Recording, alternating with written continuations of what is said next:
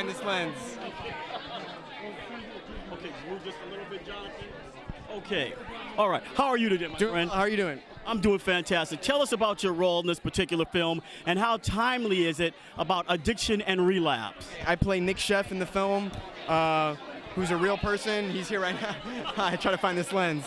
And this film is super timely. I mean, almost everyone knows someone who's going through this. And addiction and deaths from overdose, they combine more than car crash deaths or gun violence. So it's the biggest problem in the country right now. It's the biggest killer. So it feels very important and timely to make this movie. Now, you're on your way to be a great actor. How deep did you have to dig personally to portray this gentleman? I think it's a little bit of both. I think like every role you bring, even if you're in a sci-fi movie, you bring energies of yourself, and I guess this role obviously it took a lot. Okay. Yes. Thank you, my friend. No, thank you. So much. Thank you. Thank you. How are you, my friend? I'm well. Good to see you. Tell us about the film, and you being a parent, as I am, how deep did you have to dig to portray this father seeing his son go through that? Interesting. I didn't.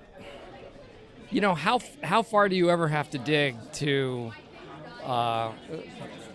be a dad? I have two teenagers, and this story is very relatable to me because my kids are around the same age as the character of the son in this story, and it's terrifying. And I think any parent, as soon as they have kids, there is a built-in fear that something bad will happen to their children, and the fact that it happens in the worst possible way to this child, I think that's something that any parent can empathize with, and I certainly did. Working with Timothy, how is that for you? As you said, being a father yourself. He's a great guy. He's earnest and kind, and he's a very. It's very easy to love him like a son because he's. I think he's what you would hope a son would be.